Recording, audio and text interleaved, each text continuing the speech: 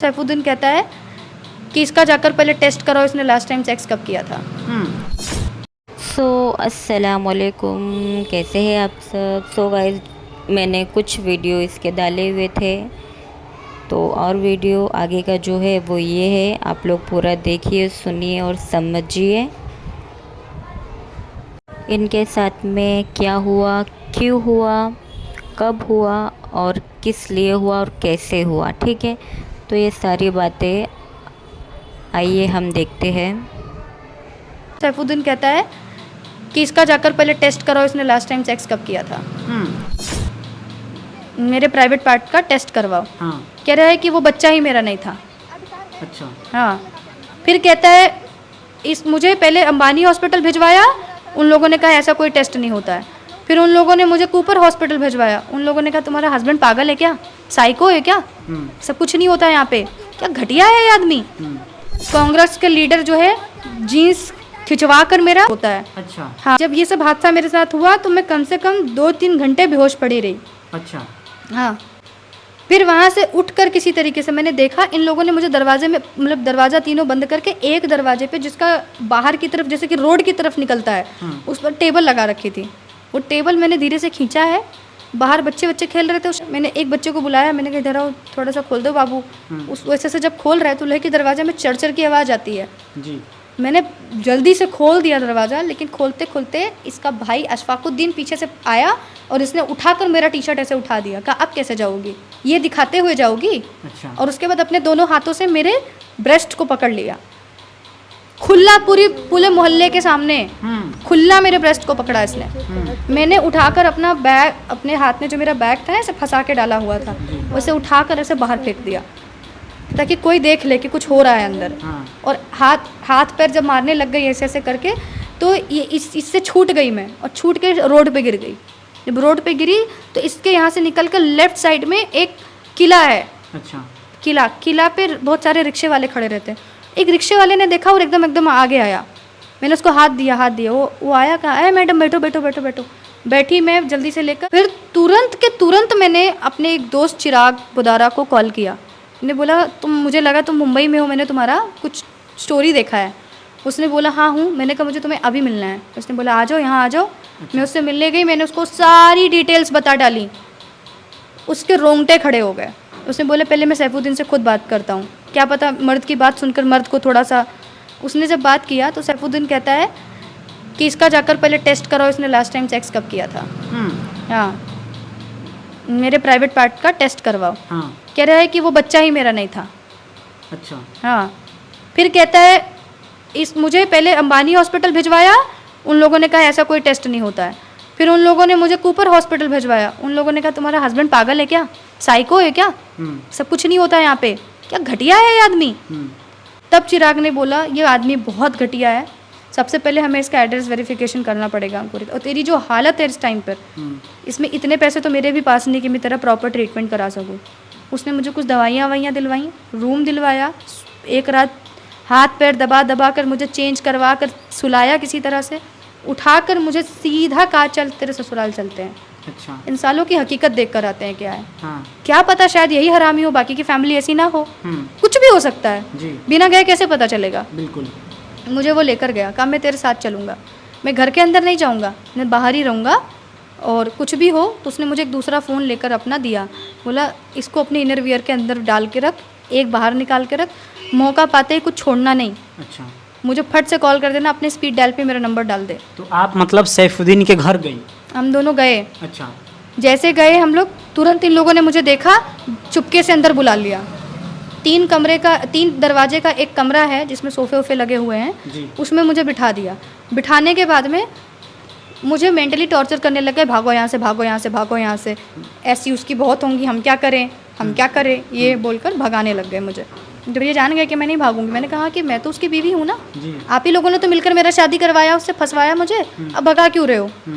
पूरा दवाई कराओ, पूरा खर्चा भी दोगे, और नहीं दोगे तो मैं केस करूँगी। अच्छा। जब मैंने केस की बात करी, बस ये उठकर भड़क गए, ये वीडियो बनाने लग गए, एक मारने पीटने आ गया। जब उसने मुझे मारा तो मैं गिर गई। अच्छा। और गिरने के बाद में जब मैं नीचे गिर गई तो किसी तरीके से उठकर मैं सोफे पे जाके अपने आप को टिका कर लेट गई। अच्छा। हाँ, और बैग और अपना मोबाइल मैंने ऐसे पकड़ लिया। ये लोग तब भी वीडियो बना रहे थे मेरी। हाँ, और इसकी बहन जो है बार बार मुझे लात मार रही थी। अच्छा। फरहद, हाँ। बार बार लात मारा उसने मुझे। और इसका जो भाई है, एक का नाम सलाहुद्दीन, एक का नाम अशफाकुद्दीन, इन दोनों ने मेरे ऊपर हाथ उठाया। सलाहुद्दीन ने हाथ उठाया, अशफाकुद्दीन ने वीडियो बनाई है। अच्छा। अगर एक एक बात मेरी झूठ निकल जाएगी कल को ना, तो आप सबका सो जूता मेरे सर पर। सब याद है मुझे मेरे साथ क्या हुआ है, एक एक बात याद है मुझे। उसके बाद अचानक से मेरे ख्याल से कि मैं अनकॉन्शियस हो गई थी थोड़ी सी, जी। टाइमिंग का अंदाज़ा नहीं है, लेकिन अचानक से 7-8 लोग धड़ धड़ करके घर में घुस गए। अच्छा। हाँ, हाँ। फिर इन्होंने मेरा पूरा, एक लेडी, जो मैंने थोड़ी वीडियो बनाई है जो मैंने अपलोड करी है, लेडी ने उठाकर मेरा फ़ोन छीन लिया। कांग्रेस के लीडर जो है जीन्स खिंचवा कर मेरी वजाइना पे उंगली, पैर की उंगली से खींच रहा है, और एक भाई अंदर डाल रहा है। फ़हीमुद्दीन ने अपना पैर का फिंगर मेरी वजाइना के अंदर किया कि दिखाओ दिखाओ दिखाओ कितना खुला हुआ है, इसकी और खोलते हैं, इसको बताते हैं रेप कैसे होता है। अच्छा। हाँ, वहाँ पे भी आपको टॉर्चर किया जा रहा है? टॉर्चर किया जा रहा है, पूरे गैंग मिलकर एक वीडियो निकाल रहा है। वही अशफाकुद्दीन का तो काम ही था खाली वीडियो निकालना। अच्छा। फरहत जो उसकी बहन है, वो पकड़ के मेरा ये चीज़ ऐसे पकड़ के बैठी हुई थी। हाँ, और टी शर्ट उठा, और जो कांस्टेबल थी उसने उठाकर टी शर्ट उठा दिया, बोला अच्छे से वीडियो बनाओ इसकी, ये बहुत आवाज़ उठाएंगी, ये झांसी की रानी बनने आई हैं, ये केस करेंगी। अच्छा। वो अपनी लैंग्वेज में बोल रहे थे। हाँ। कि ये केस करेंगी, अभी इसको बताएंगे ना, इसको अपन लोग बताएंगे, ऐसे ऐसे करके ये लोग बात कर रहे थे। और कांग्रेस वाला जो है, और इसका जो आरिफ है, वो आके ताट थप्पड़ दे रहा है, मेरे पर पूरा हाथ उठा रहा है। उस चौबारा पुलिस स्टेशन को, जिसको मेरा दोस्त जा जाकर कॉल कर रहा है कि मेरी दोस्त मुसीबत में है, उसको बचाइए, तब पुलिस नहीं आई। इन कुत्तों के बुलाने से पुलिस तुरंत आ गई। केस अरेस्ट वारंट को लेकर राजू दाना नाम का कांस्टेबल आया था अपने दो साथियों को लेकर। उसने मुझे किस बेसिस पर हाथ लगाया? अच्छा। अपने ससुराल में जाना क्या घुसपैठी होता है? नहीं। अगर आपने मेरे खिलाफ कंप्लेन दर्ज करी है, तब भी पुलिस मुझे बुलाए, पुलिस खुद आकर मुझे अरेस्ट करके कैसे लेकर जा सकती है? और अरेस्ट ही करना है तुमको ना, तो तुम प्रॉपर वर्दी में आओ, मुझे पेपर दिखाओ, अरेस्ट वारंट दिखाओ, और फिर मुझे लेकर जाओ। बिल्कुल नहीं, एसपी की तरफ से मुझे एक पर्चा लेकर आओ। किस बेसिस पर तुम लोगों ने हाथ लगाया? वहाँ पे जब ये सब हादसा मेरे साथ हुआ तो मैं कम से कम 2-3 घंटे बेहोश पड़ी रही। अच्छा। हाँ, फिर वहाँ से उठकर किसी तरीके से मैंने देखा, इन लोगों ने मुझे दरवाजे में, मतलब दरवाज़ा तीनों बंद करके, एक दरवाजे पे जिसका बाहर की तरफ जैसे कि रोड की तरफ निकलता है, उस पर टेबल लगा रखी थी। वो टेबल मैंने धीरे से खींचा है, बाहर बच्चे खेल रहे थे। शाम के टाइम पे वो कुछ होता है ना, वो मुस्लिमों का कुछ होता है, वो बजता रहता है, अजान टाइप का। अजान नहीं था वो, कुछ और था। अच्छा। हाँ, तो उसमें बच्चे बाहर खेल रहे थे। मैंने एक बच्चे को बुलाया, मैंने कहा इधर आओ, थोड़ा सा खोल दो बाबू। उस वैसे से जब खोल रहा है तो लोहे के दरवाजे में चढ़ की आवाज़ आती है। जी। मैंने जल्दी से खोल दिया दरवाज़ा, लेकिन खोलते खोलते इसका भाई अशफाकुद्दीन पीछे से आया और इसने उठाकर मेरा टी शर्ट ऐसे उठा दिया। कहा अब कैसे जाओगी, ये दिखाते हुए जाओगी? अच्छा। और उसके बाद अपने दोनों हाथों से मेरे ब्रेस्ट को पकड़ लिया, खुला, पूरे मोहल्ले के सामने खुला मेरे ब्रेस्ट को पकड़ा इसने। मैंने उठाकर अपना बैग, अपने हाथ में जो मेरा बैग था ऐसे फंसा के डाला हुआ था, उसे उठाकर ऐसे बाहर फेंक दिया ताकि कोई देख ले कि कुछ हो रहा है अंदर। और हाथ पैर जब मारने लग गई ऐसे ऐसे करके, तो ये इससे छूट गई मैं, और छूट के रोड पे गिर गई। जब रोड पे गिरी तो इसके यहाँ से निकल कर लेफ्ट साइड में एक किला है। अच्छा। किला पे बहुत सारे रिक्शे वाले खड़े रहते हैं। एक रिक्शे वाले ने देखा और एकदम आगे आया। मैंने उसको हाथ दिया। वो आया, कहा है मैडम बैठो। बैठी मैं जल्दी से लेकर, छिल गया मेरा पूरा ये पार्ट, पूरा ये देख रहे हो अभी भी निशान पड़ा हुआ है, पूरा छिल गया ये जी। सड़क पे रोड से छिल गया। वो लेकर सीधे मुझे आगे आने का, मैडम क्या हुआ? मैंने कहा आप मुझे बस डिपो तक पहुंचाओ। मैंने अपना जो दूसरा फ़ोन था ना, जो गिर गया था, जीन्स जब उतारी ना तो जो मेरे खून का कपड़ा था वो नीचे गिर गया था, क्योंकि पीरियड के पैड लगा नहीं सकते ना उसमें, ज़्यादा हैवी ब्लीडिंग होती है, उसमें कपड़े से काम चलता है। तो मैंने कॉटन कपड़ा जो यूज़ किया था वो भी नीचे मेरा ऐसे पड़ा हुआ, बिना कुछ लगाए ऐसे भागी थी मैं। और जो मेरा मोबाइल मेरे अंडरवेयर से निकल कर गिर गया था, वो मोबाइल मैंने उठाया था, वही मोबाइल बचा हुआ था। उसी से मैंने अपने दोस्त को कॉल किया, क्योंकि दूसरा मोबाइल तो मेरा चला गया, ख़त्म ही हो गया पूरा फूट फाट के। अच्छा। तो वो सर्विस सेंटर पे 2-1 महीने लगते हैं बन के आने में। आईफोन तो आप जानते हो कैसा होता है। तो मैं उससे कॉल किया, चिराग तुरंत पहुंचा है बस स्टैंड, बोला जल्दी आओ यहाँ पे, मैं तुम्हारा सब कुछ सामान लेकर इधर ही पहुंच गया। वहाँ से हमने बस पकड़ी और ये पीछे पीछे पीछे पीछे, रास्ते में तुझे कटवा दूंगा मैं, भाग मत भाग मत भाग मत, ऐसे करके स्कूटी से मेरा पीछा कर रहा था। कौन धमकी ऐसा दे रहा है? अशफाकुद्दीन, अच्छा। सैफुद्दीन का सबसे छोटा भाई है आई थिंक। अच्छा। हाँ वही था। हम्म। वो मेरे पीछे पीछे पीछे पीछे वहाँ तक आया। वहाँ से हमने हुमनाबाद की बस पकड़ी है, कुछ लोगों ने मदद करके हमें बस पे बिठा दिया। फिर वहाँ से हम लोग पहुँचे हुमनाबाद, हुमनाबाद तक गाड़ी का पीछा हमारे पास हुआ है। फिर वहाँ से जो बस के कंडक्टर थे ना, उन्होंने लोगों के ज़रिए मिलवा कर मुझे मुंबई की बस में बिठवा दिया, मुझे और चिराग को। फिर वहाँ से हम लोग मुंबई पहुँचे डरते डरते। उन्होंने हमें बोला, कोई जो अंदर पैसेंजर्स थे उन्होंने भी बोला हम सब हैं, टेंशन मत लेना, कुछ नहीं होगा, आप डरो नहीं, हम आपको मुंबई तक सेफ्टी से पहुँचा देंगे। रास्ते में मैंने सारी वीडियो अपलोड कर दी, ये ताकि कहीं से मुझे कुछ मदद मिले। मेरे बहुत सारे दुबई के दोस्तों से मेरी मदद हुई है, बहुत सारे इंडिया के भी जानने पहचानने वालों से, मेरे लोकल एरिया से लोगों ने मदद करी और मुझे मुंबई से लखनऊ बुलवा लिया। अच्छा। लखनऊ को मैं आई हूँ 11 तारीख को। 10 तारीख को मैं वहाँ से रात को निकल गई थी, 11 तारीख को मैं लखनऊ पहुँची हूँ अच्छा। रात को, और 12 तारीख मॉर्निंग में ही मैं हम लोग पहुँच गए पुलिस स्टेशन। उसी कपड़े में मैंने ना नहाया ना कपड़े चेंज किए, क्योंकि मेरा मेजर कंप्लेन था कि मेरे साथ गैंग रेप अटैम्प्ट हुआ है, ऑलमोस्ट हो गया है, और दूसरा मेरा इलीगल अबॉर्शन हुआ है। चलो आप पुलिस वाले कह रहे हैं आपका मामला बहरीन का है, आप बहरीन का छोड़ दो ना, जो इंडिया में हुआ है उसका तो लिखो। बिल्कुल। तो 13-14 घंटे लगे, और ये कह के मेरा कंप्लेन नहीं लिख रहे थे कि धर्म परिवर्तन की वो लाइन हटवा दो। अच्छा। तो हम पुलिस लिखे, कह रही थी। हाँ, तो तब मैंने वीडियो बनाई है कि धर्म परिवर्तन की लाइन क्यों हटा दें।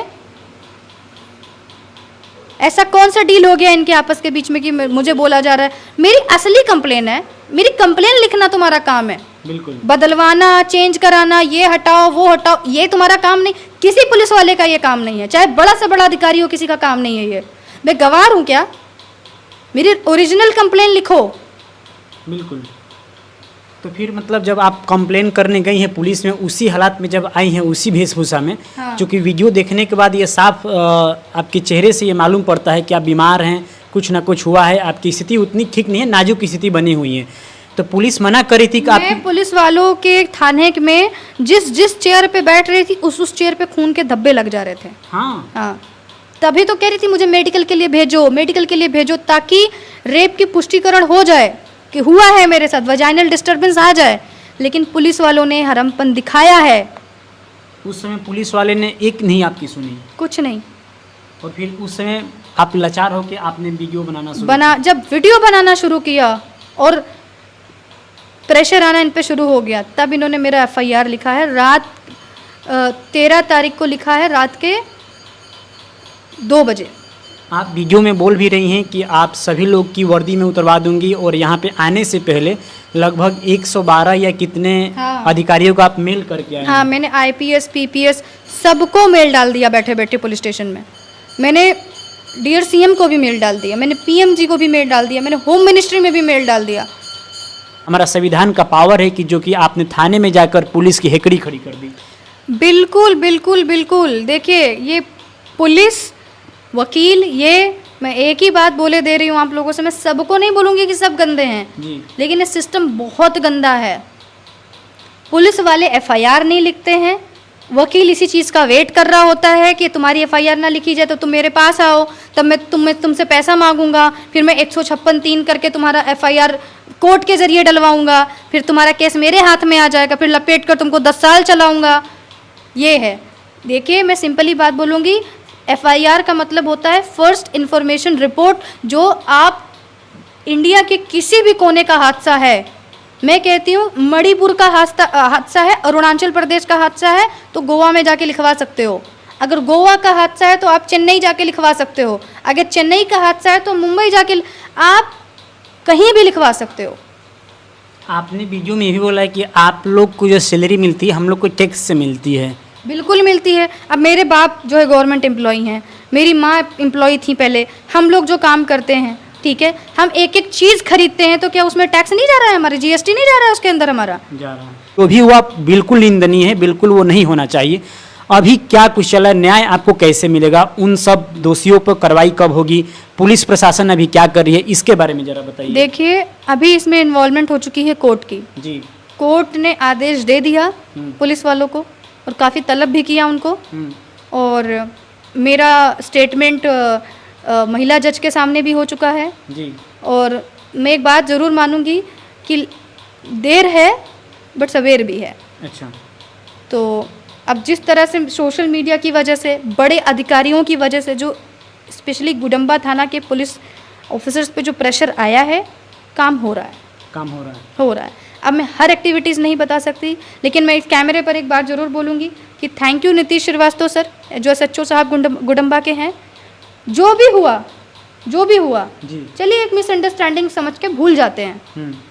जो भी आप लोगों ने किया, गलती हो गई या जो भी हो गया, एक मिसअंडरस्टैंडिंग समझ के भूल जाते हैं उस बात को।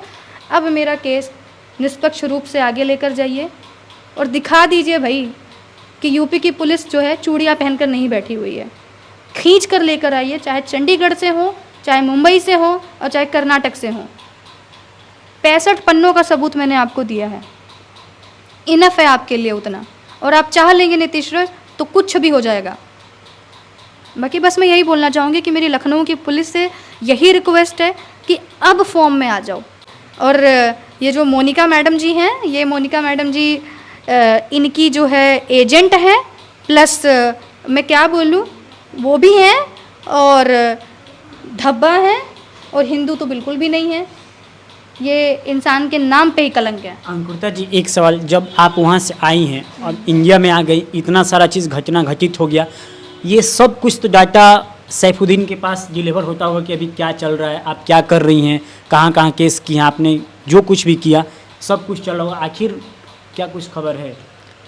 खबर सैफुद्दीन को कैसे पकड़ा जाएगा? आखिर जिसने पूरी ज़िंदगी कह सकते हैं कि आपकी तबाह कर दी, जो कभी आपने सोचा नहीं था वो सारी चीज़ें आपको फेस करनी पड़ी, कहीं ना कहीं उसका रूट तो सैफुद्दीन ही है ना, तो आखिर उसको कैसे सज़ा मिलेगा, इसके बारे में क्या है? अरे जब कहते हैं कि किंग को पकड़ना है तो सबसे पहले इनके जो पेडलर्स हैं इनको पकड़ो। अभी पेडलर्स आएंगे धीरे धीरे एक एक करके, तो वो भी आ जाएंगे। कहाँ भागेंगे भैया? इंडिया के नागरिक हो, पासपोर्ट तो चेंज करा नहीं पाओगे। बिल्कुल। पासपोर्ट चेंज कराने जाओगे तो इंडिया से वेरिफिकेशन तो मांगा जाएगा। जब तुम इंडिया का वेरिफिकेशन तुमको मिल नहीं सकता, तुम पर केस हो रखा है, तो पकड़े तो तुम जाओगे। लेट पकड़े गए, आज नहीं पकड़े गए, आज के साल बाद पकड़े गए, पकड़े तो तुम जाओगे। बिल्कुल। और अपने पूरे खानदान को कहाँ भगा दोगे? कितनों को भगाओगे? तुम सारे भाग जाओगे तो कानून के पास में पूरा राइट है आपका घर तोड़ देने का, घर पर ताला मार देने का, सील लगा देने का, नीलाम कर देने का। चलिए, तो देखिए हमारे साथ थी अंकुरिता शर्मा जी, जिन्होंने बताया पूरी घटना कैसे इनके साथ घटित होती है, कैसे अनहोनी घटना के शिकार हो जाती हैं, और फिलहाल इनका केस की सुनवाई चल रही है। आगे देखते हैं कि इनको न्याय कब तक मिलता है। बाकी आप लोग इस वीडियो को ज़्यादा से ज़्यादा शेयर कीजिए ताकि इनको जल्दी से जल्दी न्याय मिल सके। बहुत बहुत धन्यवाद। सो गाइस, मैंने आप लोगों से ये वीडियो शेयर कर लिया है और मुझे तो बहुत बुरा लगा ये सुनकर, ये जानकर कि हम मुसलमानों के बीच ही कुछ ऐसे मुसलमान हैं जो इतनी घिनौनी हरकत कर सकते हैं। तो इस बहन ये जो भी कह रही है, ठीक, अगर ये पूरी जांच होनी चाहिए इस बारे में कि ये सच है क्या, इनके साथ में ये सब कुछ हुआ है सच में, तो इन्हें इंसाफ मिलना चाहिए।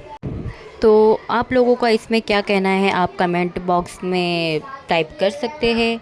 और मेरी ये जो वीडियो मैंने आप लोगों को शेयर किया, आप लोगों को कैसी लगी बताइएगा ज़रूर।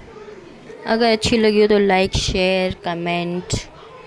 ओके, बाय बाय, अल्लाह हाफिज़। अगर अच्छी लगी हो तो मैं नेक्स्ट टाइम वापस से ऐसे कुछ वीडियोस आप लोगों के लिए लाऊंगी। तो मिलती हूँ फिर नेक्स्ट वीडियो में, तब तक के लिए रखें अपना ख्याल।